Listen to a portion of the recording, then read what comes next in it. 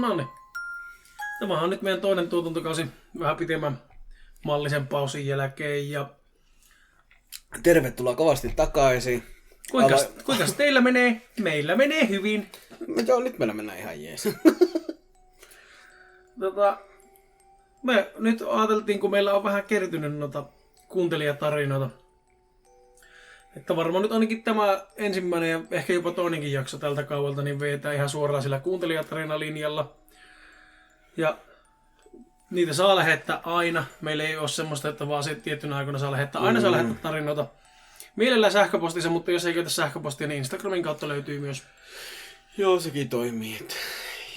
Joka mediassa otetaan vastaan, mutta helpoin on, kun lähetätte sähköpostilla, niin pysytään itse vähän kartalla. Että mitä... On, ja Facebook on aika pienellä toiminnalla meillä nykyään. Niin, ja se toimii muutenkin aika kehnosti tuohon tarinan lukuhommiin. Niin on, että mieluiten Instagram ja sähköposti. Sähköposti ensisijaisena tarinan lähetysvälineenä. Nyt luetaan sähköpostista ja Instagramista vähän meille tulleita tarinoita. Ja tämä on nyt kakkoskauden ensimmäinen jakso. Tervetuloa taas nauttimaan meidän ihanasta seurasta. Niin, just siitä. Kerrotaanko me vähän kuulumisia? No, jos sulla on jotakin kerrottavaa, niin anna paukkaa. No, mä sain paremmat pillerit ja nyt toimii taas pää ja pystyy nukkumaan niin kuin normaalit ihmiset. Ja mitäs muuta? Kyllä, ei mulla nyt ihan hirveästi ole muutoksia siihen helmikuuhun tässä elämässä. Yrittäjyyttä edelleen ja omien juttujen kirjoittelua sinä sillä vapaa-ajalla, mitä nyt vapaa-aikaa on, mutta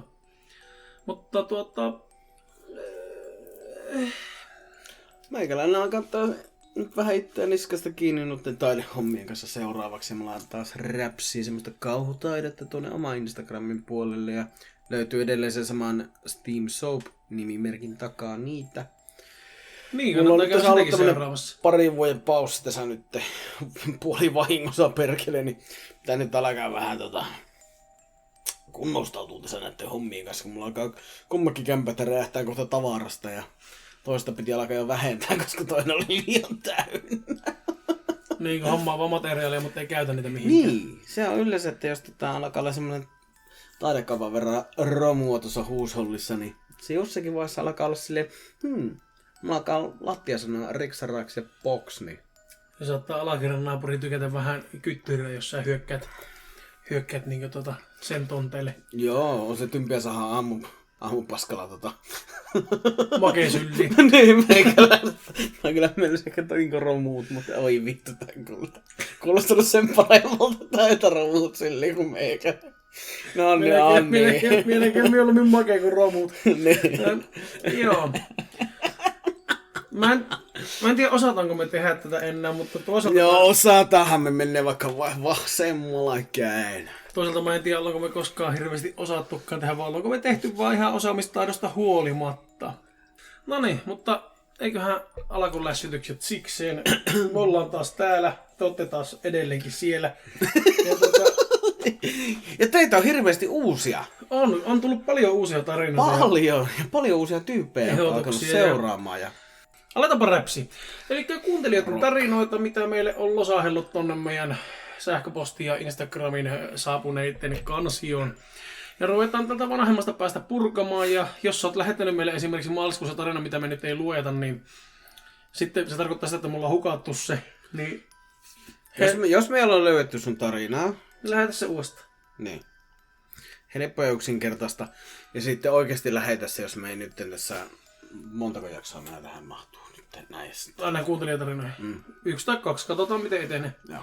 Katsotaan miten minuutit juoksee, mutta joko tämä ja seuraava tai pelkästään tämä, niin tästä tehdään ensimmäinen extra pikki. Niin. Samaa Joo, tehdään niin. Tämä on nyt kuuntelijatarinan jakso ja luetaan kaikki kuuntelijatarinat, mitä me löydettiin. Ne on meillä tässä nyt listana molemmilla omissa puhelimissa, mitä me luetaan. Ja jos sun tarina ei tule luetuksi ja oot sen lähettänyt meille, niin lähetä se uudestaan sähköpostiin tai Instagramiin. Ihan siis oma valinta, mutta se, että nyt me luetaan niin kuin kaikki, mitä me tähän mennessä ollaan omasta mielestä saatu ja löydetty. Ja Make, sulla on siellä ensimmäinen. No niin, jos pääset tässä tuolissa vielä sille niin oikeisiin peliasentoihin, kun mennään. Selkä suoraan ja ei muuta kuin... Ruota suoraan ja let's mennä. No niin. No niin. Taas lukien.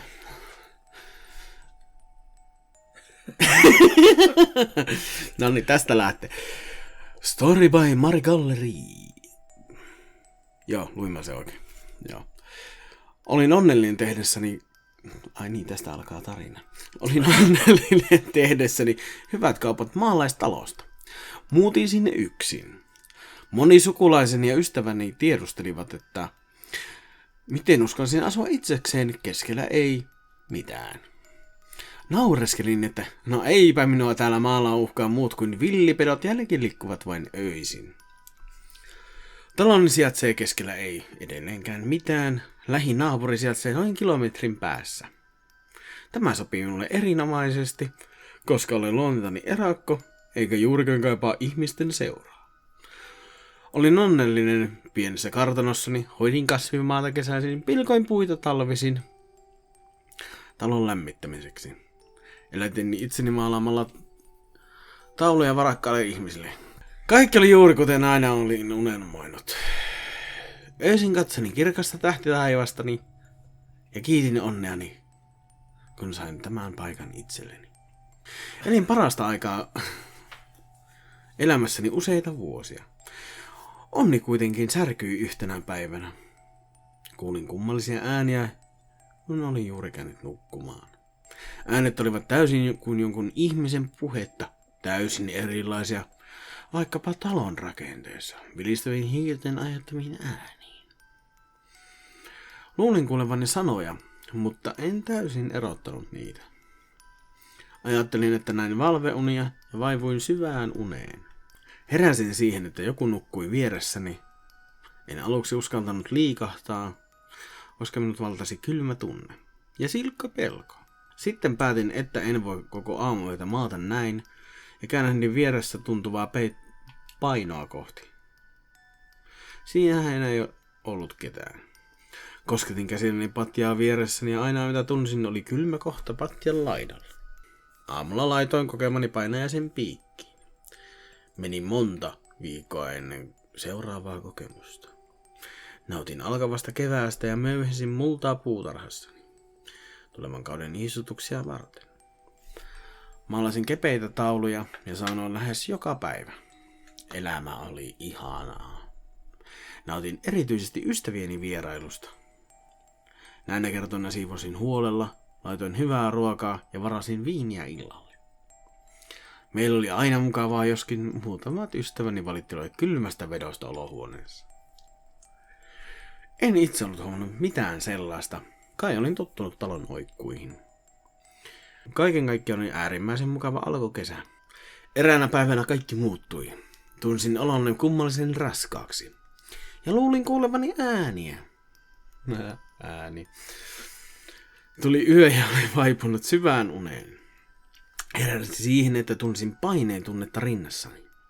Kun avasin silmäni, huomasin olevani katossa. Ja katselimme kohti sänkyä alaspäin. Tunsin painottomuuden tunnetta ja silti omituista vetoa alaspäin. Sängyssä nukkui minulle joku tuntematon tummatukkainen nainen. Okei, nyt alkaa mennä kylmät pitkin selkäpiitä. Sä et ole tähän kauhuun yhtään. En vielä. Puoli vuotta katsonut prätkähirjaa, niin rupeaa pelottamaan kaikki asiat. Niin, piirrettyjä pornoja, best ever. Ei pelota niin paljon. Ei pelota, ei piirretty eikä porno. Ei kumpikaan. Riippuu varmaan piirretystä ja pornosta. Niin, jotenkin saattaa heikompia hirvittää. Anteeksi äiti. Myönnä, sun äiti kuunteli meidän podcastia. Valitettavasti saattaa se senkin tehdä. Terveisiä Make äitille.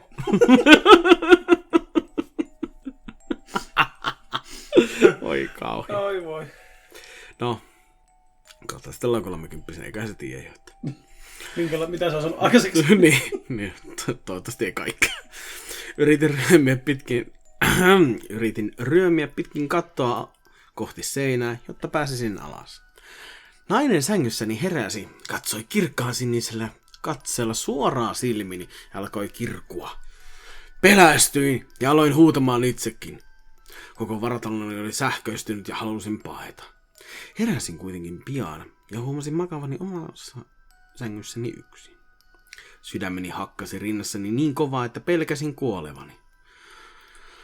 Olin järkyttynyt kokemastani. En ollut ollut varma, oliko nähnyt painajaisen vai oliko kokemani totta. Etsin netistä apua ja kutsuin paikalle median, jonka halusin häätävän kutsumattomat vieraat talosteli. Damn son. Voisi tekin. Paitsi mä otan kyllä kuttua ne, mutta no, vahinkoja sattuu. Niin, mutta ei se tarkoita, jos kutsuu niin vieraita kyllä, että ne saa ihan asumaan. Niin, se pääsee. Yllätyin median reaktiosta. Hän myös kieltäytyi tehtävästä kuulemma minun piti se... Otetaanpa ihan uusiksi. Mä hyppäsin rivi yli. No niin, otetaanpa uusiksi. Hän totesi, että ei välttämättä haluaisi vieraita häädettävän. Hän myös kieltäytyi tehtävästä, kuulemma minun piti selvittää asia itse. Olin aivan ymmärräni tilanteessa, koska luulen, että medioiden auttavan ihmisiä tällaisissa tilanteissa. No se aika paska media. Niin, melko huono media, jos ei niin nähnyt tulevasta. Että kumma homma, kun ei duunit kilpassa. Niin. Päätin unohtaa asian ja ehkä hoitaa nuo oudot tuntemukset omin päin. En kuitenkaan saanut rauhaa. Kului aikaa ja pikkuhiljaa totuin sängyssäni nukkuvaan naiseen. Niin mäkin. Kaikkein tottu. Sitä kutsutaan vaimoksi. No mutta siinä on tietenkin se ero, että yleensä kun vaimo nukkuu samassa sängyssä, niin ei herää itse katosta aamuilla. Saattaa herätä ehkä lattialta. Joo. Tai harvoin sieltä katosta. Niin, tai ei sitä tiedä, että minkälainen karate. Niin riippuu vaimosta varmaan niin, sekin, että jotkut vaimot saattaa teipata sut kattoon kiinni. Niin, riippuu minkälainen saatana samara se on aamuyöstä. Että... Niin, no, niin. Mä oon yrittänyt pitää itse kauhun ja parisuhteen kaukana toisista. Mutta makuunsa kullakin. Niin. Ei, mulla on ihan ihana vaimo. Joo, mutta mulla on se, että Emilia ei kuuntele meidän podcastia, niin ei mun kannata sitä... Ei se muuten kuuntele vissiin. Ei mun kannata sitä täällä paljon kehua, kun ei se sitä ole kuulemaan kuitenkaan. Niin, no niin. Scratch down, unohtakaa äsken. Ei, mitä on se oikeasti. Nonni. Sängyssäni nukkuvan naisen. Voisin sanoa, että meillä tuli jonkinlainen sopimus siitä, että me kumpikin saamme käyttää taloa ja etenkin makuuhuonettani. Nice. Kuulostaa parisuhteelta. Saat säkin asua täällä. Niin. Älä joka yö viti teipata mua kattoon, niin pärjätään ihan hyvin. Äläkä huua. En pitänyt siitä ja edelleen koita talossani asui tunkeilija. Mutta en päässyt näistä eroon millään konstein. Olin myös riittänyt teljetä makuuhuoneen oveen, käyttänyt loitsuja, suitsukkeita ja vuosien varrella ottanut useampaan mediaan pappiin yhteyttä, jotka päätyivät kaikki samaan lopputulokseen. Oli minun asiani hoitaa talon tilanne yksin. No perkele, kun ei rahaa kelepoo. Mä että tuo on niinku oikeasti paha tilanne, niinku ihan missä vaan. Niinku, nyt tietenkin tässä on se tilanne, että se on se media. Mutta mietitään vaikka, että sulla olisi joku kylppäripaskana ja tilat sinne remonttiukot ja ne sanoo, että ei kyllä sun pitää hoitaa sun talon asiat itse. Niin, helpot sähköhommat. Että. Niin vittu, miksi se media ei voi auttaa? Tietenkin se voi olla, että tarina ehkä paljastaa sen, että miksi se media ei voi auttaa. Että, ehkä me jatketaan tarinaa ja ollaan hiljaa. Niin. Mä oon hiljaa jatkassa. No niin, Postman Pat. No, Nautin edelleen talosta ja sen kauniista pihapiiristä. Huomasin, että linnut ja metsän eläimet hakeutuvat seuraani, ja melkein uskoin ymmärtävien niiden puhetta. Erityisesti kolhintuneet siipirikot hakeutuvat seuraani, ja koitin näitä surullisia eläimiä lohduttaa parhaani mukaan. Eräänä päivänä talon tunkeutui murtovaras. Olin äärimmäisen peloissani, ja herätin vieressä nukkuvan naisen. Ai, olitteko te katossa vai sängyssä? No niin, nousimme kummatkin ylös sängystä, eli ne oli sängyssä. Kyllä, tarina kertoo. Nappasimme käsiimme, mitä sattui löytymään. Hänellä painava kukkavasi, minulla on rautainen patsas. Emme kuitenkaan ehtineet tehdä mitään ennen kuin murtovaras jo toimi. Näin kuinka varas ampui luodin naisen päähän, ja hän lyhystyi välittömästi maahan. Au. Verta vuosi tulvimalla hänen päästään ja tajusin naisen kuolleen heti. Murtovaras ei kuitenkaan näyttänyt huomaamaan minua, vaikka huusin ääneen ja yritin tavoitella hänen asettaan. Käteeni sujahtivat varkaan läpi ja olin kauhun lisäksi ymmälleni. Katselin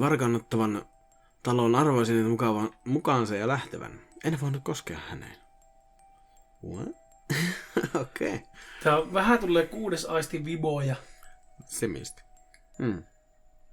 Mulla on vähän kutin, että mä tiedän, miten tämä tarina päättyy. Olin Sokessa kaikesta tapahtuneesta ja istuin makuuhuoneen lattialle.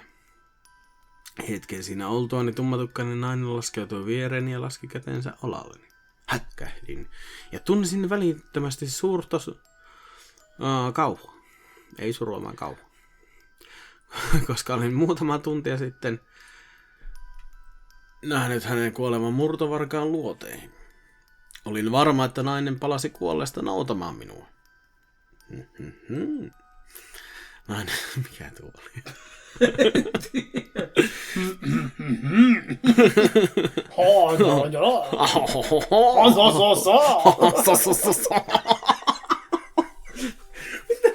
Semmonen notaja tulee sieltä. Miten me ollaan näin huonoja tässä? Aivan vittu parasta. Vittu mulla on hyviä tässä. No niin, Niin, nimenomaan. Nainen puhui minulle ensimmäistä kertaa koskaan. Nyt talo on meidän kummankin, hän sanoi. Tunsin sinut aavena lähelläni, mutta en päässyt koskaan sinusta eroon. Olin sokissa kuullessani nämä sanat. Hän oli minun kummitukseni, eikä päinvastoin. En kyennyt ymmärtämään heti, mutta sitten tajuntaani alkoi tulvivaa muistot. Eräänä kesäisenä päivänä kuokin kasvimaatan pihallani ja ajoin autoa, jonka ajajaa en tunnistanut. Oi vittu, että oli vaikea, saatana. Ajajaa en tunnistanut. Jonka ajajaa en tunnistanut. Aivan. Olen kyseessä olevan yksi niistä kaupparatsuista, joita on ajoittain eksynyt maalaistalainen pihapiiriin. Pihapiireihin. Perkele. Suomen kieli. Vitsi on vaikea. se löytyy se. No tulla vaan. Ja vain. Davai. Javol. Ei tueta Venäjää, Ukraina, Slava, Ukraina. Tervehdin. Javol on Saksa. Ai vittu, totta. No niin. Ja visto, Ruotti. Voi helvetti. No niin. Tervehdin tulijaa multaisin käsiin ja tiedustelin millä asialla mies oli. En ehtinyt sanomaan muuta, kun hän kävi kimppuuni ja laittoi kätensä kaulalleni. Tunsin tukehtuvani ja tajuntani oli hämärtämässä. Hetkanen, minkä sellainen kauppias tämä on? Ei ollut ainakaan saippua kauppias. Se olisi ollut muuten liian vähän lipeä. Ei vittu, tämä kuivatti jotain. Ai saatana. Ai, tekee pahaa. Niin tekee. Yritin tapella vastaan kynsini ja potkin minkä pystyin, mutta voimani alkoivat hiivumaan. Tajutessani kuolevani langetin mielessäni kirouksen miehen ylle ja vannoin palavani noutamaan hänen elämänsä vastineeksi omastani. Saatana. Oikein porkkele. Itse kuolema ei ollut unta kummallisempaa. Asun edelleen rakkaassa talossani hoitaen puutarhaa ja vartioinen pihapiiriä. Talon muuttaneen tummatukkaisen naisenkin hyväksyin ajan kanssa kuuluvan elämään. Tosin uskon hänen olevan kummitus, vaikka aave olinkin minä. Nyt me yhdessä vartioimme taloa. Odottaa meidät tappanetta miestä palaavaksi. Seuraava kerralla minä ja siskoni olemme valmiina.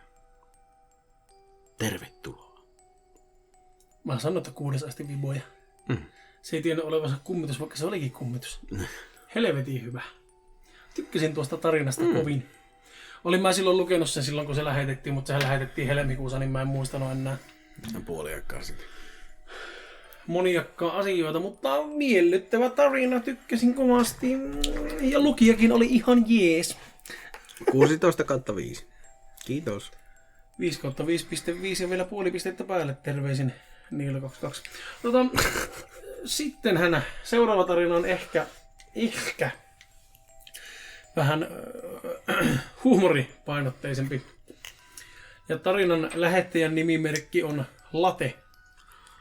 Ja tarinan nimi on Joni ja Make seikkailee. Tääkö on se? Tää on se. Elikkä Joni ja Make seikkailee. Oli synkkä ja myrskyinen yö. Joni ja Make olivat katsomassa prätkähiiriä Maken asunnossa ja kumpaakin alkoi väsyttää lallileipäjuuston lätinet. Katsotaanko jotain muuta? Joni ehdotti. No ei jumalauta katota, tiuskaisi Make rollolais-oululaisella aksentillaan. Tästä kimpaantuneena Joni päätti vetää lärviin loputkin kaksikon yhteiset nallekarkit ja laittoi videonauhurin kiinni. Kato, aina ei mene nallekarkit tasan senkin kyrpä, Joni huusi Makeelle. Ketä sinä tässä kyrväksi haukut senkin persen naama, pärjäisi Make. Joni oli juuri iskemässä nyrkillä Maken kiihtymyksestä sykkivään ohimoon, kun keskelle olohuonetta iski kuin tyhjästä pieni salama. Ja mitähän vittua nyt tapahtuu, Make huudahti. Ootko sä Make taas mennyt kusemaan kännipäissäsi johonkin pistorasiaan? Aina sua saa hävetä, sanoi Joni tuohtuneena. Kaksikon nahistelu keskeytyi, kun yhtäkkiä kohtaan, johon salama iskeytyi, porautui miehen mentävä onkalo. Ja tonneko pitäisi nyt sitten kömpiä, kysyi Joni. Sitten Maken asunnon ovi lävähti auki ja oviaukkoon ilmestyi hyytävän näköinen klovni. Sen kasvot näyttivät maalatuilta, mutta kun se tuli lähemmäksi, pystyi erottamaan, että maalin sijaan kasvot oli värjätty verellä ja hiilellä. Hyi perkele, huusi Make. No hyi saatana, yhtyi Joni. He lähtivät pinkomaan kohti onkaloa, kunnes Make muisti jotain. Viiksi kampa, hän huusi ja ryntäsi hakemaan sen. Varmaan mä olisin hakenut oikeesti. Ryntäsi hakemaan sen olohuoneen pöydältä. Mitä vittua Make tällaisella hetkellä? Joni ihmetteli samalla, kun he olivat hyppäämässä peräjälkeen onkaloon. Mutta kun Make oli hyppäämässä Jonin perään, klovni sai kiinni Maken hiuksista ja onkalo imaisi koko kolmikon sisäänsä. Maken rääkyminen kuulosti samalta kuin sikaa tapettaisi, ja hän otti viiksikampansa ja löi sen metallisella terävällä varrella klovnia suoraan nikkuun. Iskusta syntyi kauhea pamaus ja klovni räjähti palasiksi. Joni ja Make matkasivat kovaa vauhtia onkalossa klovnin sisuskalujen seassa, kunnes he mätkähtivät kovalle kivilattialle. Mikähän mölli se oli ja missäköhän helvetissä me ollaan, pohti Joni. Make lähti kiertämään kivistä pientä huonetta ja huomasi punaisen puisen oven, jossa oli lukko. Make painoi päänsä lukkoa kohti ja työnsi vahatut luotisuorat viiksensä sisään lukkoon ja tiirikoi sen auki. Avot, huusi Make, kun Joni... Tämä on vittu päälliköin tarina vittu ikinä. Hands vitun down. Mä nauroin tälle, kun me luettiin tätä, niin mä nauroin niin vitun paljon, että mulla tuli pepsit ja burgerit kaikki nenästä yhtä aikaa. Eli Make työnsi vahatut luotisuorat viiksensä sisään lukkoon ja tiirikoi sen auki. Avot, huusi Make, kun Joni katseli ihmeessään Avot! Tosi elämän MacGyveria.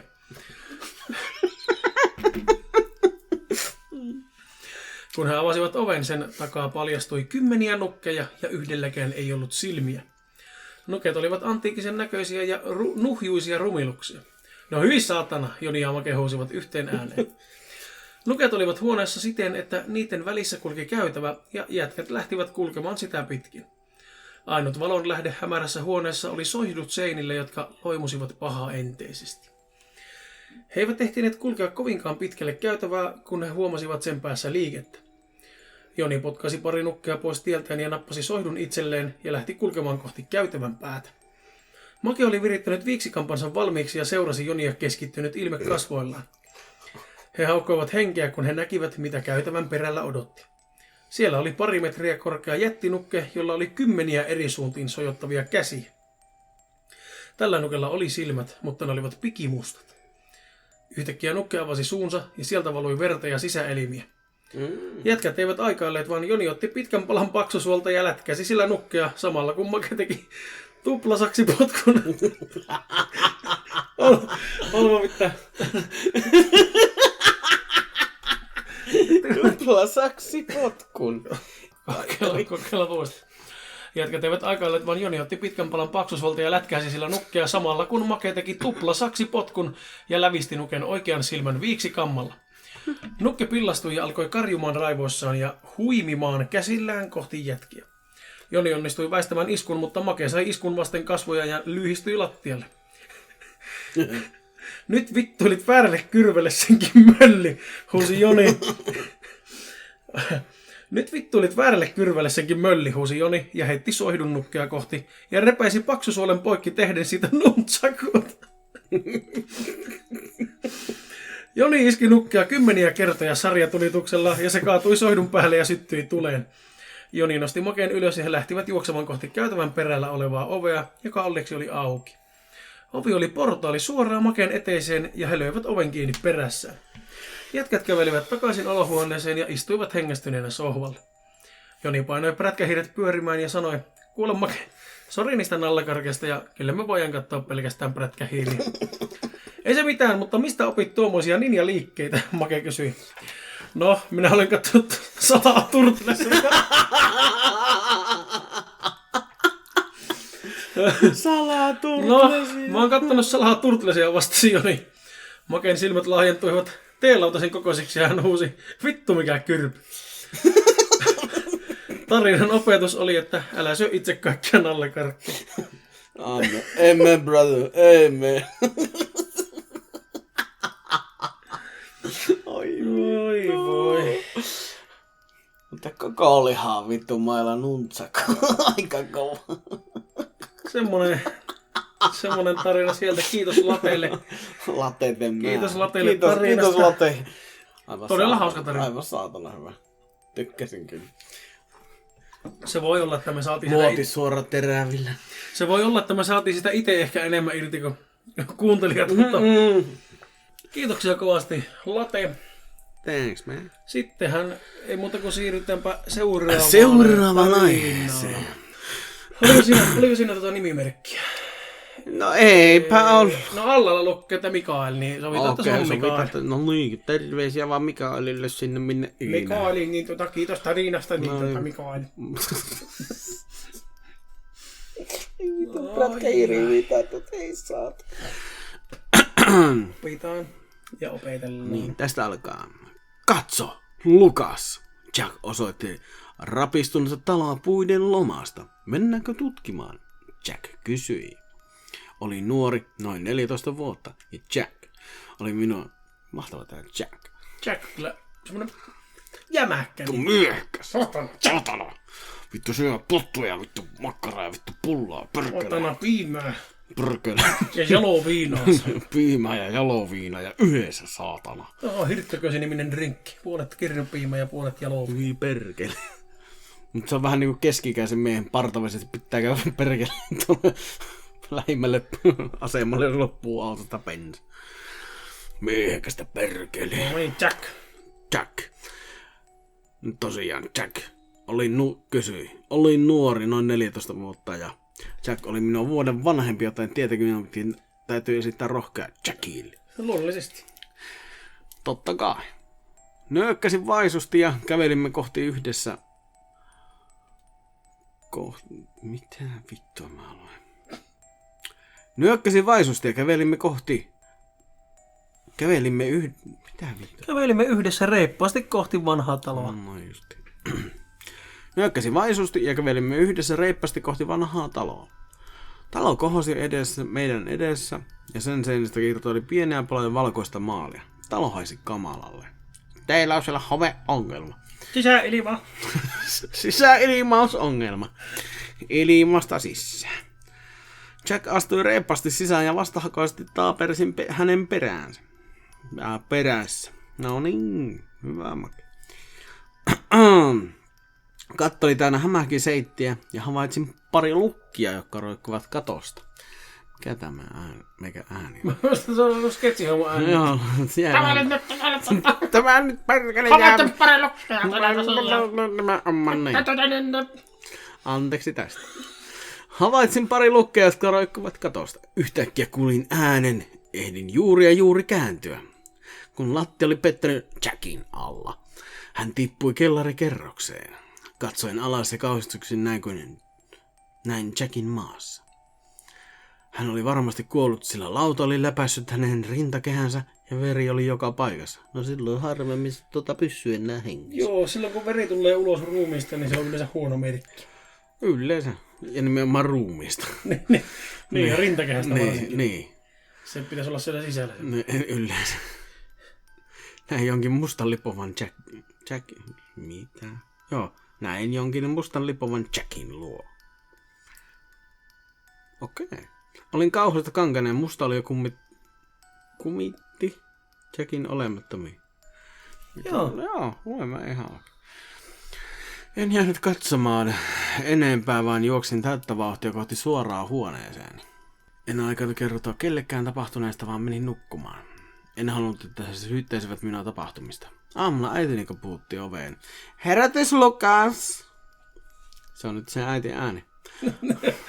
On aika lähteä kouluun. Äitini sanoi. On aika lähteä kouluun. Se on nyt se äiti ääni, se on valittu, sitä ei voi muuttaa. Se on nyt siinä. Pahoittelet. En edes oikeesti, mutta... En niin. Tää on vitulloista. Timanttia. Jack! Huomenta, Lukas! Huomenta niin tätä!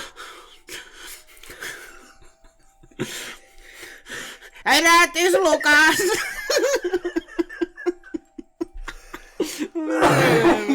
Vittu, tästä tuu hevonen. Oi voi. En halunnut kouluun, mutta minun oli pakko. Jos en menisi, ihmiset tajuisivat, että jokin on pielessä. Astuessani suureen kouluun sain nähdä kuitenkin elämäni järkytyksen. Jack seisoi tyyninen rauhallisena nojaten valkoiseen kiviseinään. Hei, Lukas.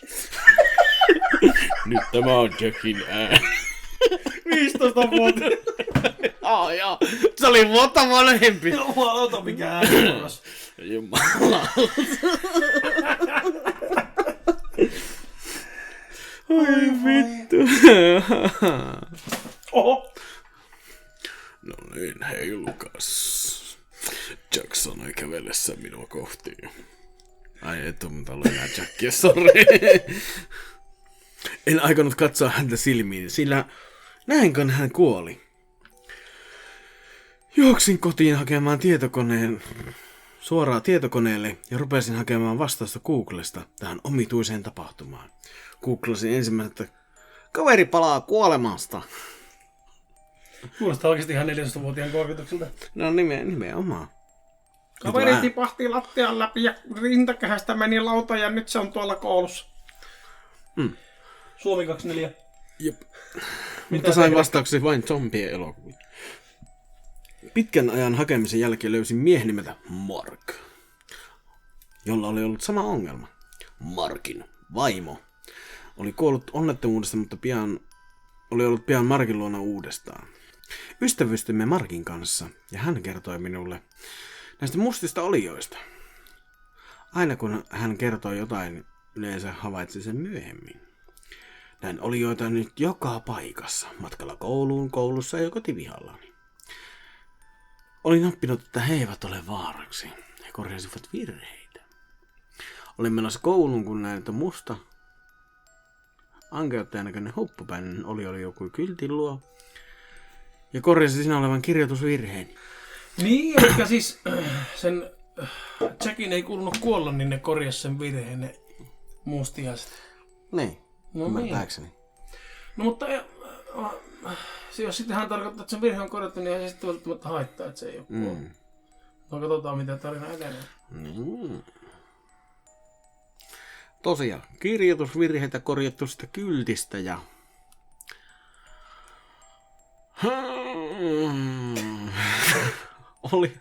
Oli, jolla ei ollut jalkoja eikä muutenkaan kunnollisia raajoja, joten he vaan leivat ympäri. Ai saatana. Millä se kirjoitti satana? En mä tiedä, varmaan sormena. Jos sillä ei ollut raajoja, pelkkiä sormia vaan. No, niin. Otasta otti sormia. Otasta. Ja kyrpää tuossa vaan sormia. Niin nimenomaan. Äiti. Oman elämäsi yksisarvinen. Feeling horny. Äiti. Tule hakkee minua pois täältä. Noniin, yritäpä. Joo. Anteeksi, me nyt vähän luetaan nämä tälleen, niin kuin me luetaan ensimmäinen jakso muutenkin. Mennään vähän nyt tässä lämmitellessä. Te nyt, arvaat lukijat, saatte olla meidän... Lukijat? Kuuntelijat? Joo, niin me on... Kuten tästä äänestä voi kuulla, niin mä sanon teitä jo lukijoiksi, niin... Arvoisat kuuntelijat. Nyt pitää oikein vähän kirjaa. Meillä on enää 21 tuntia levytilaa jäljellä, okay. Kohta me... No niin, 21 tuntia. Enää 21 tuntia, Noniin. Voi äänittää putkeen. Hyvä. Kun saavuin koululle, näin pitkän blondin pojan, jolla oli valkoinen teepaita, vaikka ulkona oli kylmä. Se on Lapista vaan se. Hyytävän kylmä. Juuri samassa musta olio leijui hänen luokseen ja antoi hänen neulain päälle pussiin. Muut eivät tietenkään nähneet tämän tapahtuvan, ja että heillä ei olisi mikään edes muuttunut. Heille pojalla oli aina ollut neule päällä. En kuitenkaan vieläkö...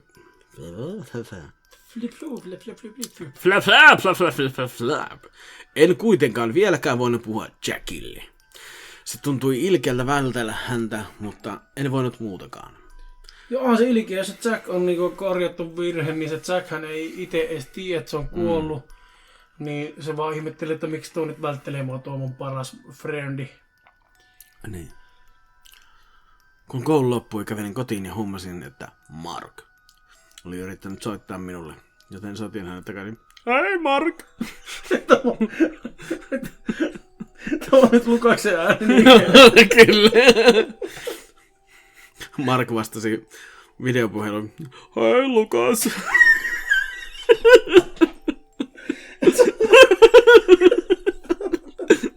Tuo on nyt sit sen ääni. Tämä on paha, kun tämä on vielä tämmönen karmivan kuuntulainen tarina, niin... Anteeksi. Jatketaan. Minulla on pieni ongelma. Eikö ota? Minulla on pieni ongelma. Mark sanoi.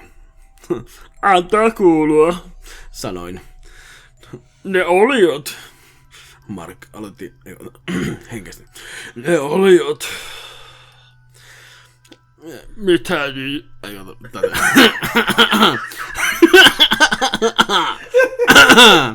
Ei mitään niistä. Kysyi. Ne ovat ruvenneet huomaamaan minut. Tarkemmin ottaen jahtaamaan minua. Ne ovat taloni ulkopuolella peräaikaa. Mark sanoi. En ollut aikaisemmin kiinnittänyt huomiota Markin taustaan, mutta näin, että nyt siellä myös mustia olita. Minäpä tiedän Lukasta, miksi ne jahtavat minua, Lukas. He jahtavat minua ja korjaavat virheitä. Meidän ei kuuluisi nähdä heitä. Me olemme virheitä. Mark sanoi. Juuri samalla hetkellä musta oli lipui kuvaa. Mikä tämä oli tämä ääniefekti? Se oli lipumisääni. Se oli lipumisääniefekti. Lippuääniefekti. Markin takana. Hän lipui kuvaan Markin takaa ja nosti vaivattomasti Markin ilmaan olemattomilla käsinään. He murensivat Markin palaseksi ja ottivat käteen hänestä kaiken irti. Saa tuon työnsä valmiiksi. He katsovat suoraan näytölle minua kohti. Koitin juosta pakoon. Mutta oliot leijuvat näyttelyn läpi. Ja tiukasti minuun ottivat minusta kiinni tiukasti olemattomilla. Jollain olemattomalla. Työsivät käteensä sisääni, ottivat sieluni. Se sattui todella paljon. Heräsin tyhjyydestä. Ja ympärillä ei ollut yhtään mitään. Vain tyhjyyttä. Olen leijonut täällä tyhjyydessä. Ja kuka tietää kuinka kauan. Se on pahempi kuin silkka kuolema. Minusta tuntuu, että Mark joutui samantapaiseen paikkaan. Ehkä jonain päivänä tiemme kohtaa. Mietit varmaan, että jos minua ei ole, kuinka löysit tämän kertomuksen, olen pahoillani ystävä.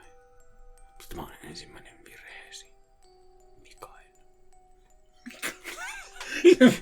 Mikael se kirjoittaa tuosta. Tämä on ensimmäinen virheesi. Mikael. Kiitoksia Mikaelille tarinasta. Kiitos, oli ihan oikeasti mahtava lukea. Sitten mä voin lukea silleen oikeasti kauhummin, mutta... Tää nyt on... Me ei ruveta pyytelemään nyt anteeksi. Tää nyt on tämmöstä. Me tehdään näitä tarinoita. Me luetaan näitä ja jos meillä sattuu huumoriksi muuttumaan asiat, niin sitten ne välillä muuttuu. Mutta kyllä tuli kuumottava tarina silti, vaikka siellä olikin ääninäyttelyä kerrakseen. Seuraava tarina on Latelta taas. No niin. Se on tämmönen alkuteksti. Moro taas Joni ja Make. Oli aivan loistavaa saada kuunnella taas teidän höpinöitänne. Ne piristävät mukavasti työpäivää. Yes. Itsellä kun sattuu olemaan sellainen työ, että olen käytännössä 8 tuntia Bluetooth-kuulosuojaimet päässä ja pystyn niiden kanssa teitä kuuntelemaan. Oli myös hauska kuulla omia tarinoita teidän lukeminanne ja tässähän sitä olisi taas yksi. Pidän myös ajatuksesta, että voin saada omat tarinani muiden tietoisuuteen teidän kauttanne, olivat ne sitten täysin paskoja tai mestariteoksia. Jatkakaa samaan malliin. No tuosta Joni ja Make seikkailee tarinasta täytyy kertoa. Sehän on siis taidetta, jos se on täydellinen. Le Mefique de Buenos. Ja tämän seuraavan tarinan nimi on Uninen Matti. Matti. Nyt petiin, komensi äiti, kun Hannu oli taas juoksemassa pelkässä pyjamassa pitkin käytävää. Ei käy, huusi Hannu ja paineli ovesta pimeälle takapihalle ja katosi vajan taakse. Äitikö se oli sen ääni? Se on nyt Hannunen. Okei. Hannu jäi pälyilemään ränniputken ja ulkoseinän välistä kohti taloa ja hihitteli itsekseen. Äiti ilmestyi kuistille kesäinen leninki päällään ja hänellä oli kiukkuinen ilme kasvoillaan. Sisälle kun olisi jo, äiti huusi ja laittoi kätensä puuskaan, mutta Hannu ei totellut käskyjä. Hyvä on, jos kerran haluat olla ulkona, niin ole sitten. Mutta varo unista Mattia, tiuskasi äiti ja veti oven kiinni perässään samalla lukiten sen. Hannu ei tästä säikähtänyt, vaan oli varma, että äiti ei häntä ulos...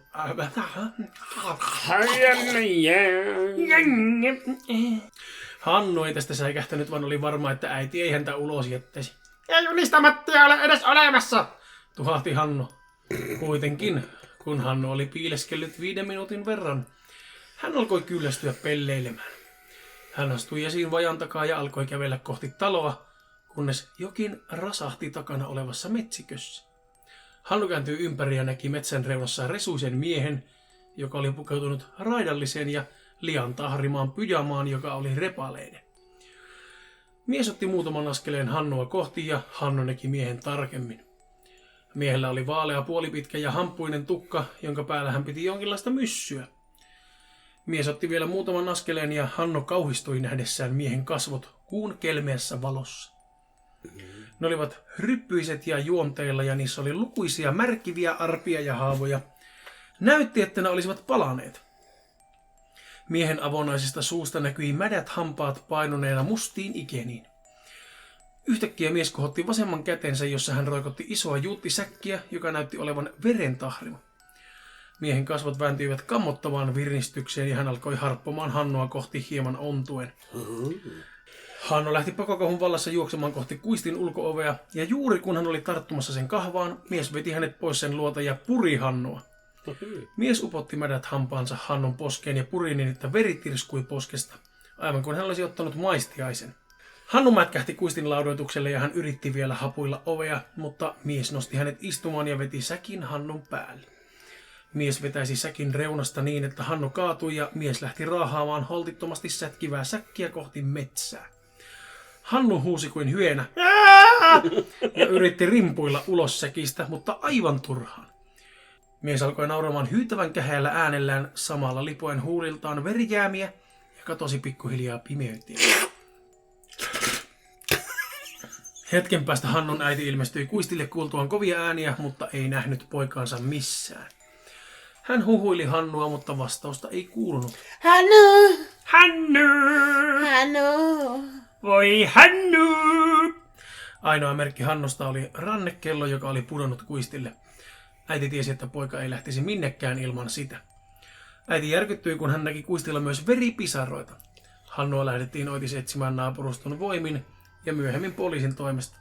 Mutta pojasta ei näkynyt jälkeäkään. Ainoa asia, mitä hänestä oli jäänyt, oli rannekello ja veripisarat. Hannu ei ole ensimmäinen lapsi tai nuori, joka alueelta on vuosien saatossa kadonnut, eikä varmastikaan viimeinen. Karmivinta on se, että yhtäkään heistä ei ole löydetty. Unisen Matin tarina on kerrottu tässä suomalaisessa kunnassa jo useamman vuosikymmenen. Uninen Matti on sellainen olio, joka kaappaa nukkuma-aikaan kiukuttelevan lapsen, kun on saanut tarpeekseen metelistä, eikä lasta enää koskaan tulla löytämään. Kerrotaan, että Uninen Matti eli aikanaan metsässä erakkona ja rakasti olla yksin ja eristyksissä. Ihmisten ilmoilla hän kävi ainoastaan, jos hän oli käytävä kaupassa tai torilla. Matin rauhaa kuitenkin häirittiin usein öisin, jolloin paikalliset ja lähikylissä asuvat lapset ja nuoret keskeytyivät hänen unensa heittämällä kiviä Matin hökkeliä päin tai muuten metelöimällä. Kauan Matti tätä sietikin, mutta kyllästyi lopulta. Eräänä iltana Matti odotti nuorisoa haulikon kerran, ja kun nuoriso aloitti tavanomaisen metelöintinsä, astui Matti ulos mökistään ja ampui molemmat piiput tyhjiksi perätysten ilmaan osoittain. Eli niin kuin ylöspäin. Porukka lähti kauhistuneena juoksemaan karkuun, vaikka eihän Matti nyt heitä olisi ampunut, kun hän pelotteli. Matti jäi hetkeksi katsomaan perään ja oli jo menossa sisälle, kun hän kuuli avunhuutoja. Matti asetti haulikon nojaamaan talon ulkoseinää vasten ja lähti kulkemaan kohti ääntä. Hän rämpi kuusikon läpi ja tuli ojan luo, joka kulki kuusikon ja soratien välissä. Huomaten, että joku makasi sen pohjalla. Se oli nuori poika, jonka jalat retkottivat luonnottomassa asennossa. Matti tunnisti pojan naapurustossa asuvaksi Janneksi. Jannen molempien jalkojen nilkat sojattivat vääntyneenä sivuttaissuuntiin. Tämän lisäksi Matti huomasi, että Jannen päästä valui runsaasti verta. Matti repäsi pyjamastaan kangaspalan ja teki siitä siteen haavalle. Matti oli väkivahva maanviljelijäsuvun mies, joten hän sai nostettua Jannen ylös ojasta helposti. Matti on mies. Matti on muuten mies. Minä on mies. Matti lähti kantamaan Jannea kohti kunnan pientä keskustaa paikallisen lääkärin luo. Matkaa oli muutama kilometri ja Matti keräsikin jonkin verran katseita, sillä läheisen tehtaan työntekijät olivat nähneet Matin kanniskelemassa ruhjeista poikaa. Lääkäri otti pojan vastaan ja lupasi soittaa pojan vanhemmille ja sanoi, että Matti voisi lähteä. Matti palasi kotiinsa, korjasi haulikon seinastolta mukaansa ja jatkoi uniaan huolimatta yön tapahtumista. Kului useampi yö, joina Matti sai nukkua täysin rauhassa häiriköinniltä, kunnes eräänä yönä hän kuuli, kuinka oven koputettiin. Matti ihmetteli, että kuka häntä kaipailee, sillä hän oli tottunut vain lasten häiriköintiin. Matti avasi oven varovasti ja sen takana oleva mies henkilö änkesi väkisin sisään ovesta. Häntä seurasi muutama muu mies ja he olivat kaikki vihaisen näköisiä. Mitä sinä oikein teit Jannelle? Yksi mies alkoi tivaamaan. Minähän kannoin Jannen lääkärin pakeille, kun se kompuroitti tuonne ojaan. Sille ja sen porukalle tuli niin kiire lähtö täältä, kun vähän pelotteli niitä, totesi Matti ihmeessä. Lää jauho paskaa, karesi yksi miehistä, jonka Matti tunnisti Jannen isäksi Mauriksi. Nyt sinä, huruukko, teet kyllä viimeisen temppusi, ärähti kolmas mies. Mauri otti hellan vierestä hellakoukun ja löi sillä Mattia kasvoihin. Matti huusi tuskissaan ja oli lyhtypylyväs oli. Ja yritetäänpä uudestaan. Matti huusi tuhkissaan. Tuhkkaa huuteli Matti sinä. No niin, vielä kerran.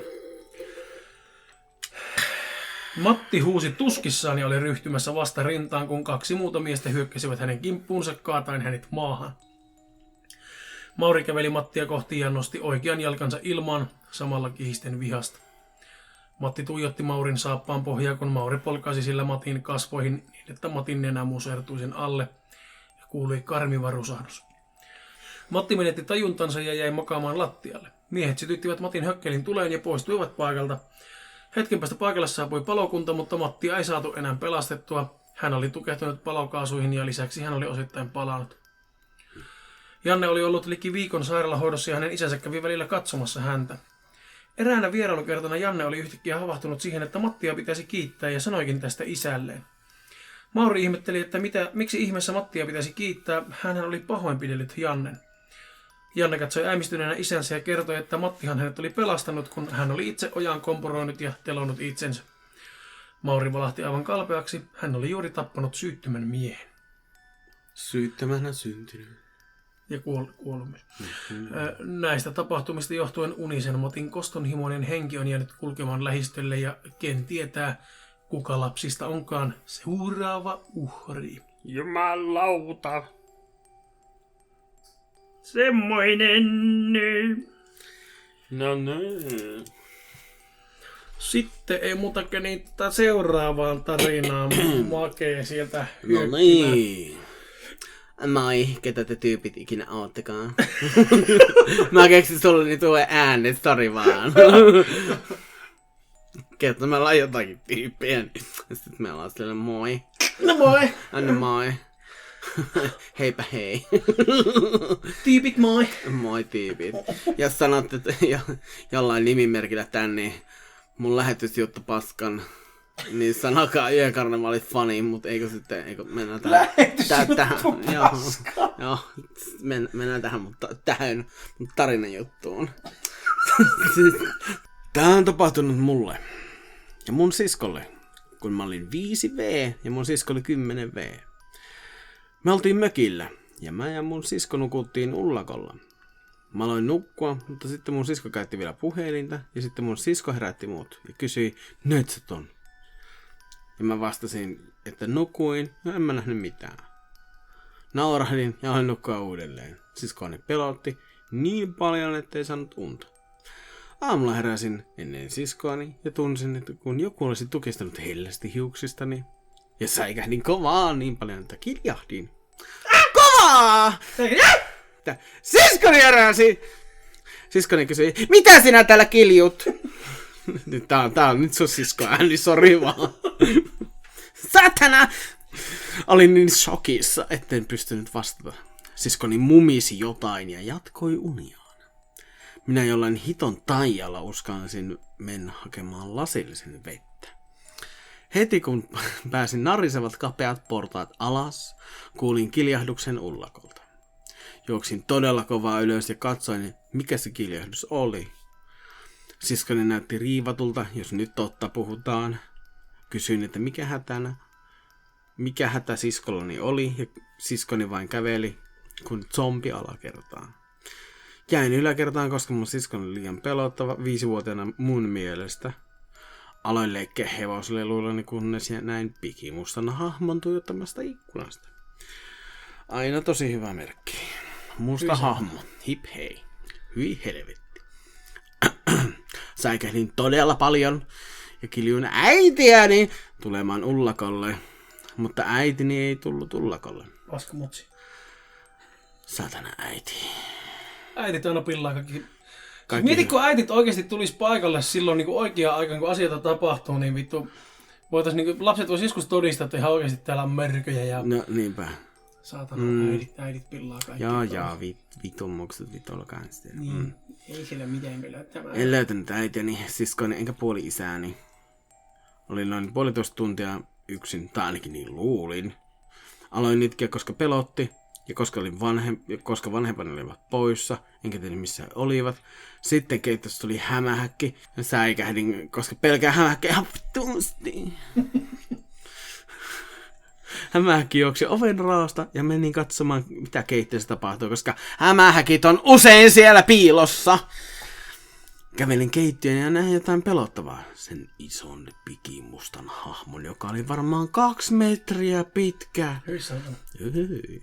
Aloin itkeä ja kiljuin äitiäni ja siskoani ja puoli-isääni. Mutta kukaan ei tullut. Oikeesti, vittu, eikö tuo ollut 5-vuotias tässä tarinassa tämä lapsi, niin miksi ne on jättänyt se yksi sinne mökille pelkäämään? Missä ne nyt on ne? Don't know. Mutta kukaan ei tullut. Hetken päästä siskoni ja vanhempisi hyppäsivät nurkan takaa. Husuu, hyvää Halloweenia! Alright. Vähän mulukku teko 10-vuotias tyttö ja vanhemmat säikyttelee 5-vuotiaista. Hip hei. Miksi lapsilla on nykyään traumaja? No vittu, en tiedä. Vittu, mitä pelottoot, hä?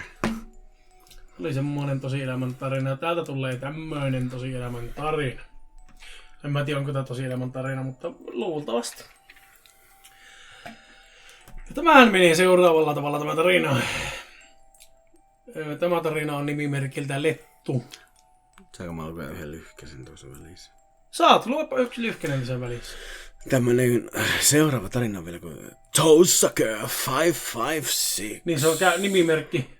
Toesucker 556 eli varpaa imiä 556. Kiitos Joni. Kiitos tästä suomennoksesta. Kiitoksia varmaksi imeskelijälle tarinasta. Noniin, luotta se Tarinan nimi. Sakarin Somalia. Olipa kerran Sakari. Ja sitten Sakari sanoi, että menen Somaliin. Sitten Sakari meni sinne sitten. Sakari kävi toiseksi. Että Sakari näki talon. Ja sitten kaikki kompastui bananin kuoreen ja kuoli. The end, loppu, slut. Written by Stephen King. Tämä oli Stephen Kingin uusi kirja. Joo. Varmaan sama. Sitten kun tulee äänikirja, niin pitää kyllä kuunnella tuo. No niin, sitten nimimerkki Lettu.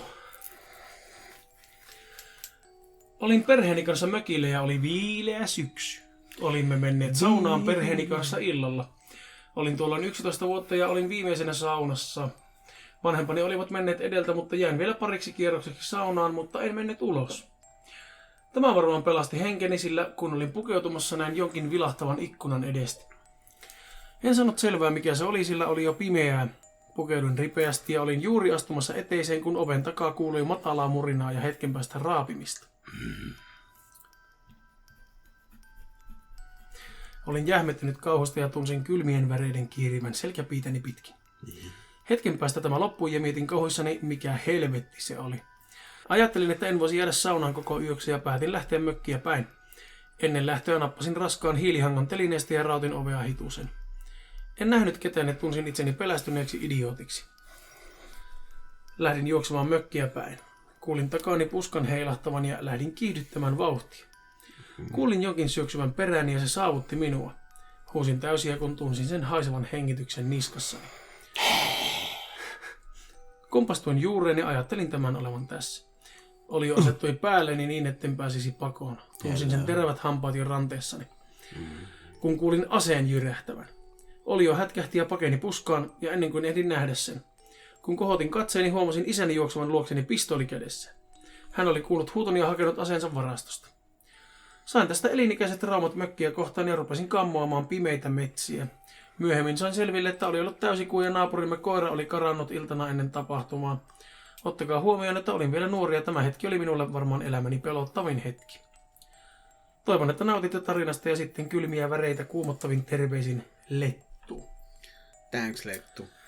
No on kivoja nämä tosielämän tarinat. Täällä oli vielä selityksiä, niin kuin esimerkiksi, että pistolikeessä oli isä, niin sen isä on entinen armeijan upseeri, missä on niin selitys, että sillä se pistoli on niin olemassa oleva.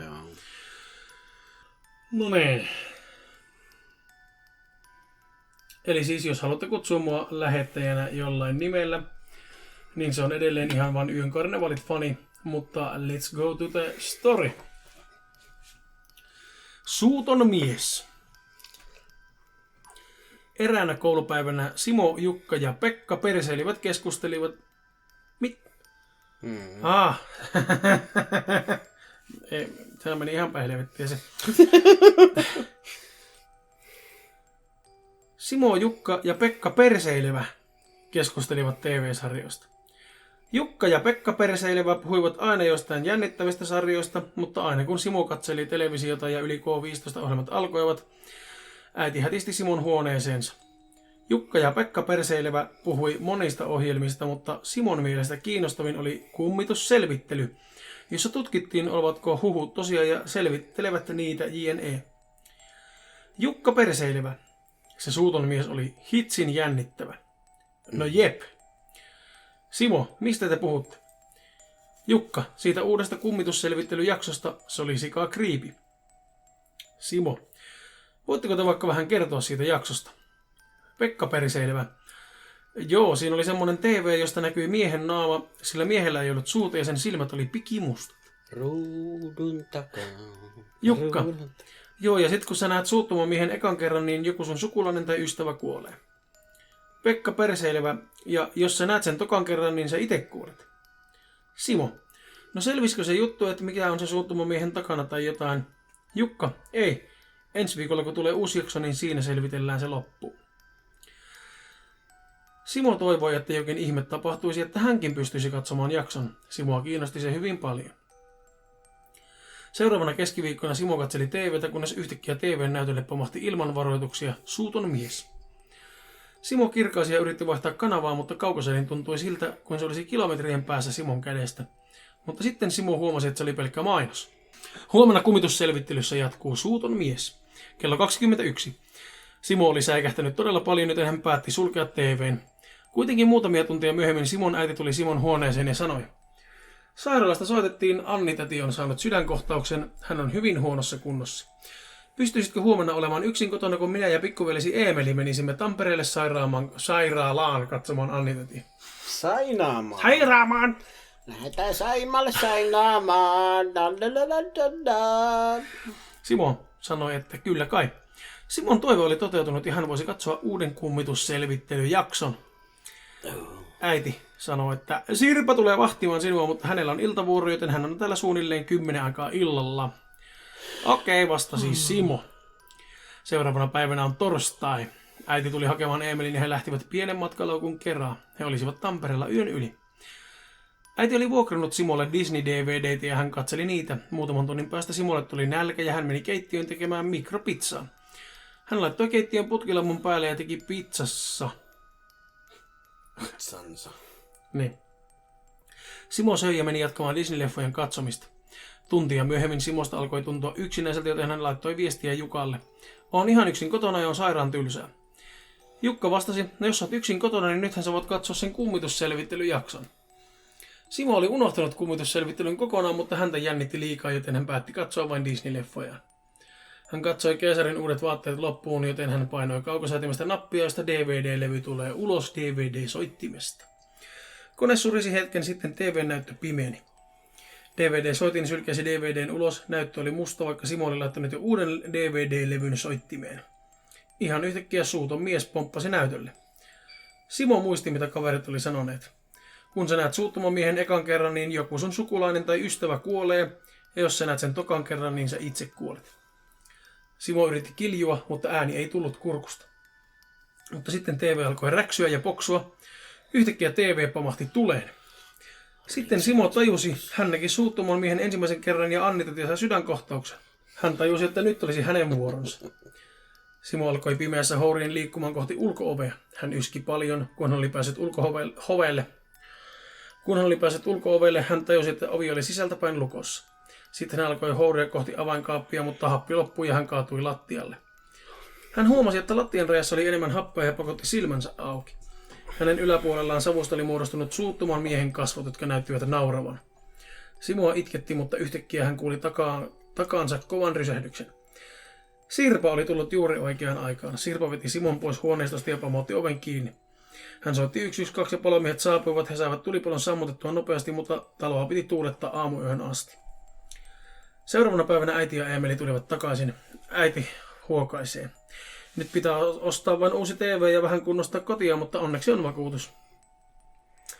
Simo vastasi, että ostetaan mieluummin vaikka akvaario, joka ei syty palaamaan. Seuraavana päivänä lauantai. Annita tipaisi leikkaukseen ja nyt hän on kunnossa. Suuton mies on päihitetty.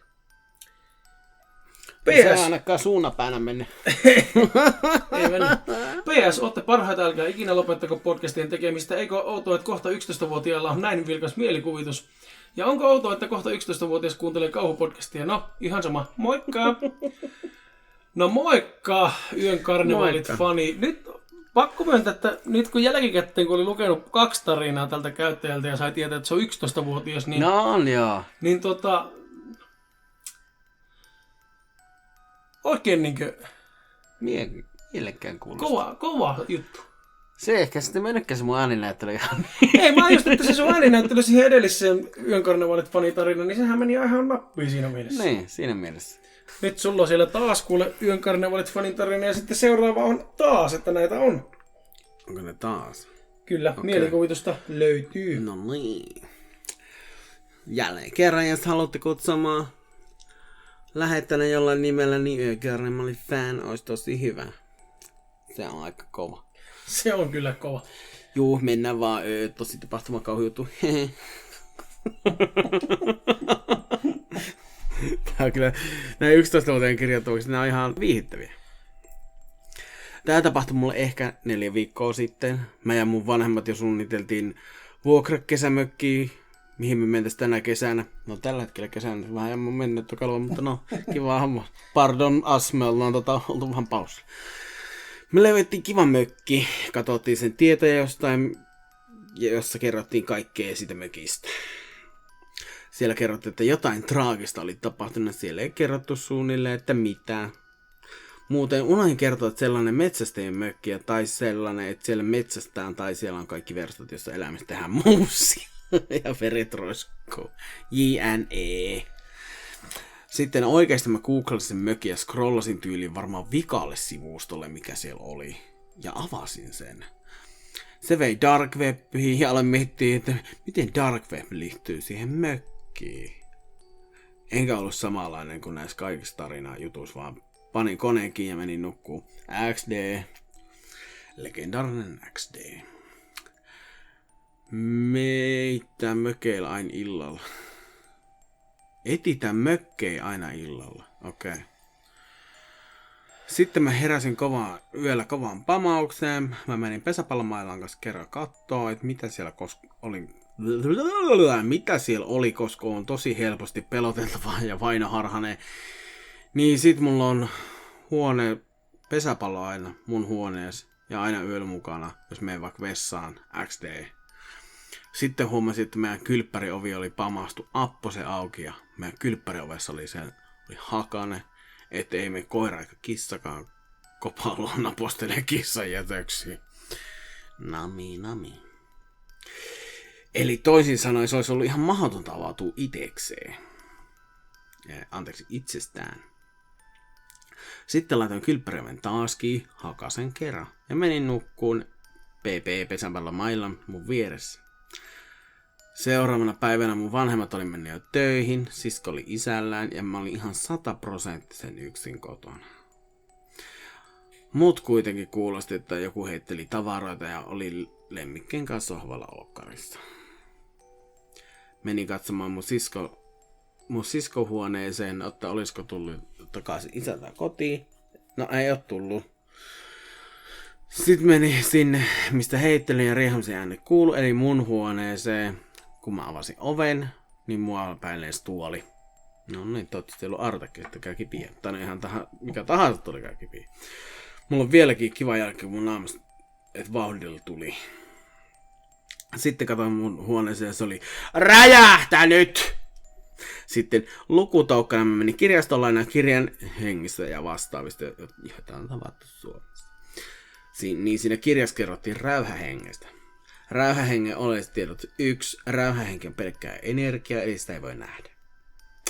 2. Räyhähenki käyttäytyy kuten teini, /esiteini, eli se paiskoo ovia, heittelee tavaroita ja riehuu. 3. Räyhähenki katoaa teinin vanhentessa. Ja 4. Se on yleinen Suomessa ja on vaaraton. Eli kaikki osui kohilleen. Mun sisko on teini ja mä oon esiteini. Joten räyhähenki oli päättänyt tulla meille hengailemaan. Ja nyt 4-5 viikkoa myöhemmin se kiusaa meitä vieläkin. Loppu. Eihän tää nyt ollut kauhean pelottava. Tarviiko nyt tarina olla tutisuttavan pelottava? No ei. PS, ootte parhaita! Aika lujia huutelet, ne osattaa. Älkää lopettakaa podcastien tekemistä. Ei lopeteta. Ei missään. Oltiin vaan vähän pausilla. Sitten meillä olisi taas, minua voi taas sanoa Yön karnevaalit fanina. Ja mennään mun keksimään tarinaan. Tässä tarinassa mä haluan heti ilmoittaa alussa, että tässä on käynyt semmoinen juttu, että kun on kirjoittanut tätä tarinaa tämä kirjoittaja, niin se on välillä hyppinyt tuolla tekstin sisällä se kursori, niin se on välillä tällainen, tässä huomaa, mä onneksi sain tämän niin ymmärrettyä tämän tarinan, mutta tämä pitää lukia hyppimällä tällä tekstissä, koska sen kone on mennyt jostain syystä sekaisin, josta hän mainitsee myös, että tämä on semmoinen lyhyehkö tarina, mutta jos mä jossain vaiheessa pienen tauon, niin se on sen takia, että mä yritän etsiä, mistä se jatkuu se lause. Eli minua voi taas sanoa Yön karnevaalit fanina ja mennään mun keksimään tarinaan. Olen Natalie ja olin veljeni Davidin luona yökylässä. David. Nukuin hänen pienen tyttärensä Karlan kanssa. 3 yöllä huoneessa ollut televisio meni yhtäkkiä päälle ja ruudulla näkyi pelkkää lumisadetta. Minä säikähdin, mutta ääneen herännyt Karla ei. Pieni tytär ei säikähtänyt. Hän juoksi suoraan television luokse ja sammutti sen. Kun kysyin häneltä, eikö hän pelästynyt, hän totesi ainoastaan ei. Ne laittavat sen joka yö päälle juuri tähän aikaan ja alkoi nukkua. Seuraavana päivänä en nähnyt Karlaa missään. Menin keittiöön, jossa näin Davidin istumassa pöydän ääressä lukemassa lehteä. Hyvää huomenta, Natalie, oletko nähnyt Karlaa missään? David kysyi. Olin juuri tulossa kysymään samaa, sanoi Natalie huolestuneena. Ne, voi ei, huusi David. Ja siinä se. En eikö kirjoittaa enempää. Mä voin tehdä joskus osa 2. Juu, heippa PS. Jossain kohdassa mun kone reistaili ja pilasi tekstiä. Jos yritin korjata sen, niin se vaan sekosi, joten sori. Elikkä Sorry. selkeytettynä tämä tarina oli se, että Natali meni veljen luokse yöksi ja meni nukkumaan illalla sen nuoren tyttären kanssa omaan huoneeseen ja sitten yöllä yhtäkkiä telekkari meni itsestään päälle. Ja sitten se pikkutyttö vaan heräsi ja kävi sammuttamassa sen telkkarin ja sitten se Natali kysyi, että eikö sitä pelottanut yhtään, niin se sanoi, että ei kun joka yönä laittaa samaan aikaan päälle sen telekkarin. Ja sitten se tyttö jatkoi vaan nukkumista ja sitten aamulla kun se Natali heräsi, niin se pikkutyttö ei enää ollutkaan siellä. Se meni keittiöön ja huomasi sen veljen Davidin siellä, joka sanoi, että huomenta, ootko nähnyt mun tytärtä missään. Ja Natali sanoi, että mä olin just tulossa kysymään sulta sammaa ja sitten se David sanoi, että voi ei, ne! Mutta me ei tietenkään voi tietää mitä ne on, koska tämä on pelkkä puolikas tarina ja se saattaa ehkä joskus jatkua. Mutta emme voi vielä tietää. 1/2. Hei! No hei taas. Hei, siihen mä unoin, oliko siinä joo, anonyyminä se, joo. Hyvä. Okei. Se on anonyymi tarina. Mä ajattelin, että siinä ei tarvinnut nimimerkkiä laittaa. Okei. No. Kase. No niin. Hei anonyymi. En tiedä saako teille laittaa tarinaa, mutta tuntuu, että jos sen laitat tätä, niin unohdan laittaa tämän. Jos tämä päätyy ihan podcastille, niin voin vaikka pysyä anonyyminä. Mutta nyt tarinaan. Äidin serkut asuvat Tanskassa ja lähdimme heidän luokseen. He asuvat jossain pienessä vanhassa mielisairaalassa. Kautta sairaalassa. Ei pitkään aikaa ollut sairaala käytössä. Näin oli kirjoittu sulkuihin.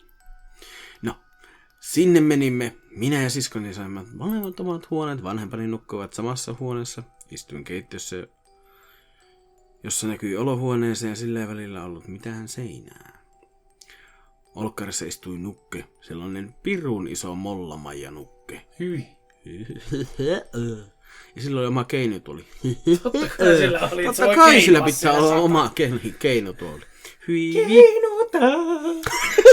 Eteen ja taan, vittu paettaan. Pelo. Oi perse, vittu. Kyllä niinku 5/5 jees tuossa.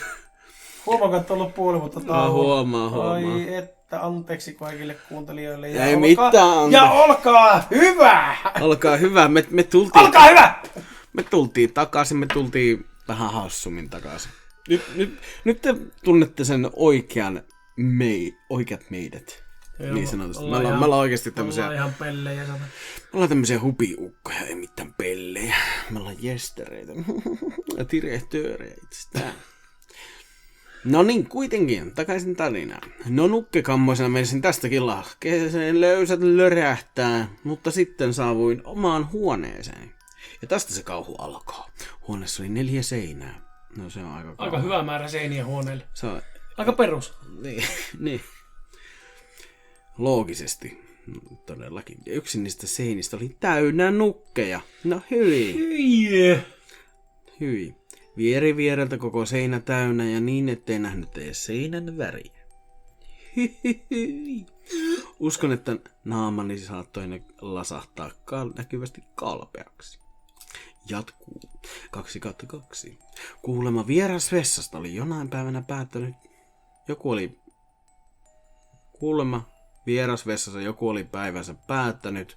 Ja sen seurauksena lattialla oli suuri lätäkön mallinen tahra. Nam. Oi. Jees. Ruumiseritteitä. Että. Ei kannata ikinä siivota niitä. Ja.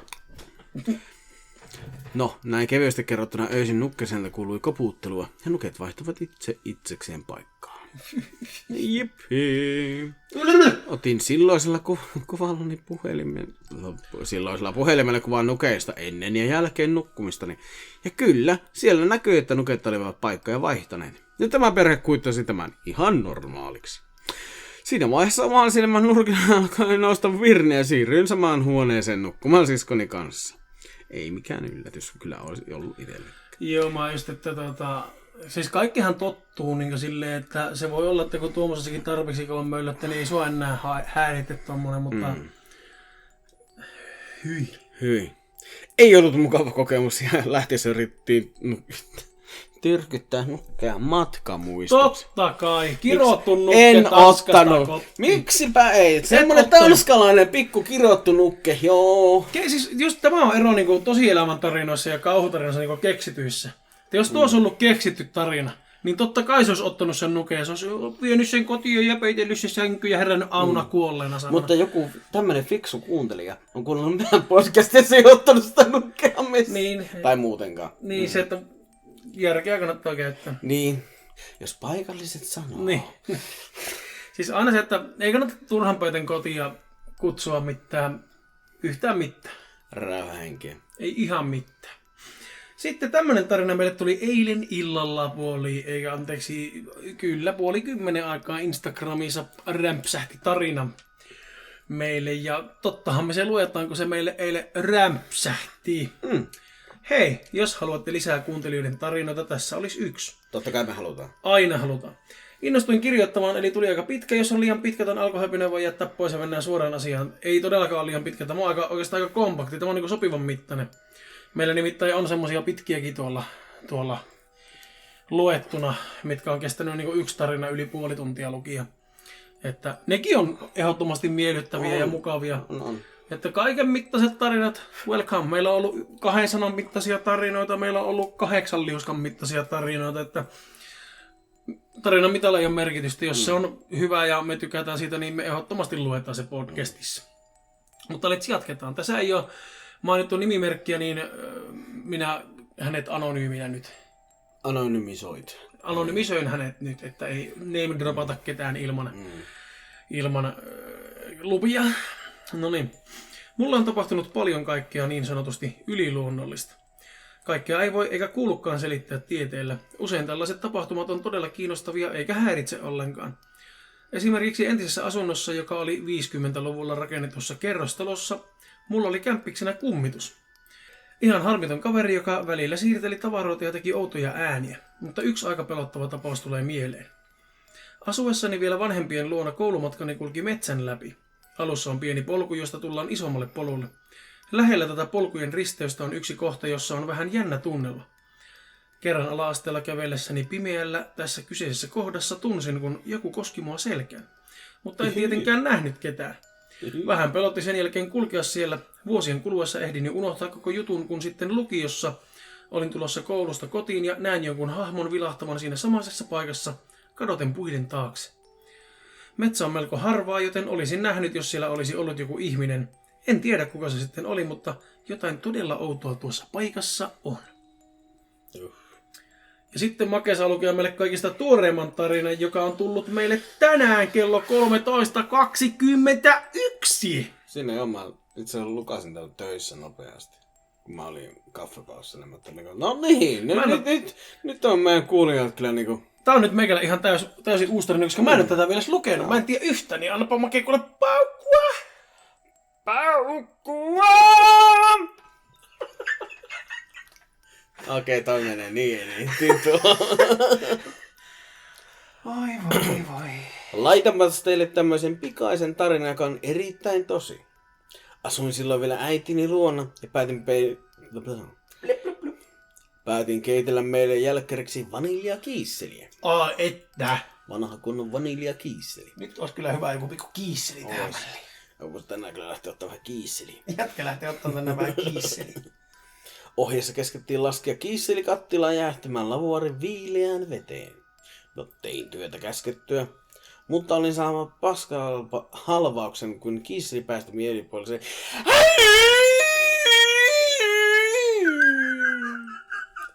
äänen. Vittu kiisseli alkoi kiljumaan. Vittu kiljuva kiisseli. Kuulostaa niitä lasten vitsikirjoja. Joo. Kuulostaa kiljuva kiisseli ja muita koululaisvitsejä. Joo, oli Äiti juoksi paikalle ja katsoi, että mitä oikein huudan, mutta selitin, että ei se ollut minä, se oli kiisseli. Mutsi tulee sieltä, että mitä nää täällä kiljut, eikä tuo kiisseli tuolla lavuorissa alkoi huuttaa. Niin justiin joo. Niin, alkoi joo, turpa kiinni. Nyt kiisseli hiljaa. Nyt kiisseli suuskii. Lättyskii.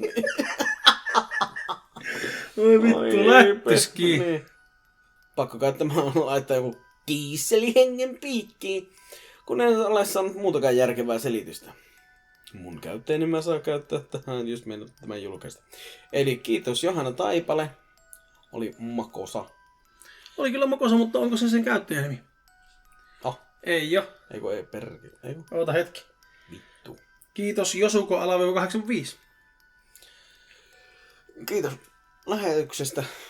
Mahtava. Sitten tuohon retrokarnevaaliin jakso 2 kommentoin. Ennen kuin kristinusko tuli ja pilasi kaiken, niin noidat olivat kylän tietäjiä, lääkäreitä, esimerkiksi apteekkareita.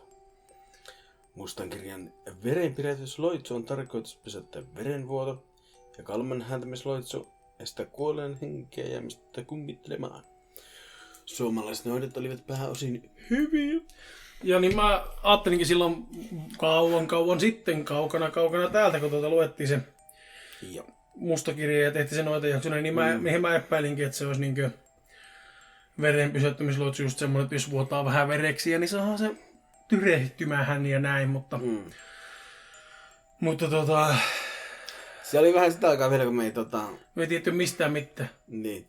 Kun mehän lähdettiin tätä tekemään vähän soitelle sotaan. Siis mä olin vähän silleen, että kun me ei tiedetty mitä me halutaan tehdä, niin me haluttiin tehdä vähän kaikkea, niin Mistä me tehtiin vähän kaikkea. se oli vähän levotonta. Siksi ne retrokarnevaalijaksot niinku poistettiin ja lisättiin niinku retrokarnevaalina. Että ne ei ole niinku silleen virallisia jaksoja, koska se oli niinku niin levotonta epämääräistä. Okei, nythän tää on vittu ihan yhtä levotonta, mutta se, että... Tai on niin epämääräistä. Niin. Niin.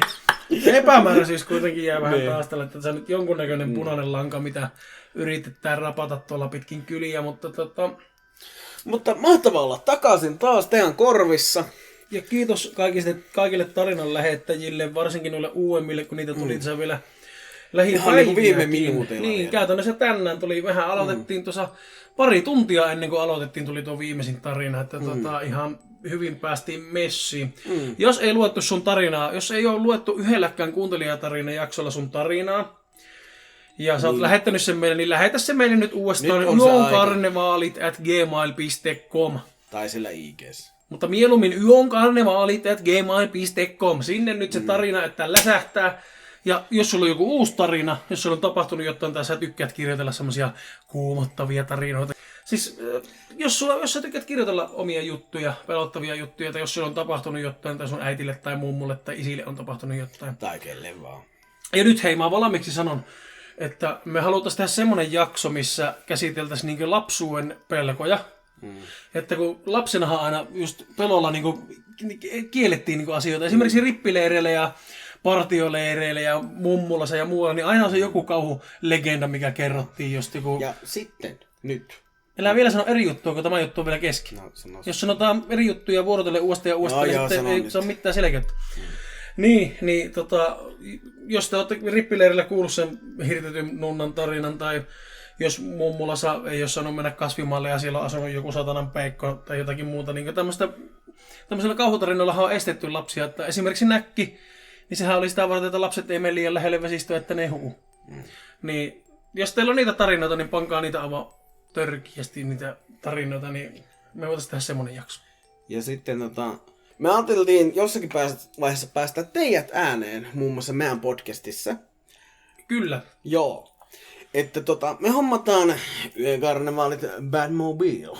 Eikö Eli, siis eli puhelin. niin. Lepakkopuhelin. Joo, lepakkopuhelin. Meidän pitää vaan jostakin ottaa ja maalata se punaiseksi. Niin, joku vanha puhelin, johon hommataan repaidi, niin sitten kun meillä on se, niin me jaetaan meidän jo somessa se puhelinnummeri. Niin sinne voi sitten WhatsAppilla laittaa ääniviestillä lyhyitä tarinoita tai palautteita tai muita, niin me voidaan niitä sitten jossain jaksossa aina soitella. Tietenkin joudutaan joitain tiettyjä asioita mahdollisesti sensuroimaan, että saa lähettää ihan mitä haluaa, mutta kaikkia ei välttämättä tulla jaksoihin julkaiseen. Mutta se on tulossa. Ilmoitetaan sitten, kun se tulee, mutta jos haluatte valmiiksi miettiä, että minkälaisen ääniviesti sitten tuutte lähettää, niin miettikää sitä sitten valmiiksi. Niin. Tehkää vaikka joku oma spiikki tai jotain. Ihan sama tyyli on vapaa, mutta niin. sitten, että jos haluatte tarinan kertoa tai... Niin, ja senhän voi äänittää niin kuin äänitys... terkkuja. Niin, äänitystiedostona. Sitä ei tarvitse niin WhatsAppin ääniviestinnä lähettää, vaan sä voit äänittää valmiiksi jollakin puhelimen äänitysvehkeellä. Ja sitten lähettää sen WhatsAppin kautta, koska mä en tiedä, onko siinä WhatsAppin äänitysjutussa joku maksimiraja. Aluksi me meinattiin, että olisi Instagramissa tehty, mutta kun siellä on minuutti maksimi, niin se on vähän lyhyt aika. Niin me hommataan prepaidia, etitään joku vanha varapuhelin ja sitten ruvetaan ropsimaan koteloon kuule tämä homma. Mutta kiitoksia aivan perseestä. Aivan järjetön kiitos. 50 tonnia meni kuunteluja rikki. Niin, eikä tehty mitään muuta kuin oltiin... Kaivettiin puoli vuotta perseestä. Olihan meillä vähän kaikkea muuta tuossa. On tässä työtä, kun niinku muita hommia on kyllä ollut, että ei saa niinku yhtään mitään ylimääräistä lepoa ehtinyt hankkia. Joo, ei. Mutta saatiin henkinen kantti kondikseen tuolla. Niin. Isot pyörät laulaa vituristi suntai koko ajan. Niin, on vähän parempi henkisesti olla, niin se helpottaa tätä, vaikka eihän tämä nyt mitenkään... Tämä vaatii kuitenkin sen, että on mukavaa ihan yleisellä Tämä vaatii se, että meillä on hauskaa ja että teillä on hauskaa. Ja niin kuin ollaan sanottu päivästä 1, että ei pistä mitään muuta kuin täytä timanttia pihalle. Niin, kuten tästä jaksosta voi huomata, että vittu, että tuli hyvä. Aivan loistava. Ei, kiitoksia kaikille kuuntelijoille ja tarinoita lähettäneille ja muille, niin pelataan taas ensi jaksossa. Moi. Moi moi.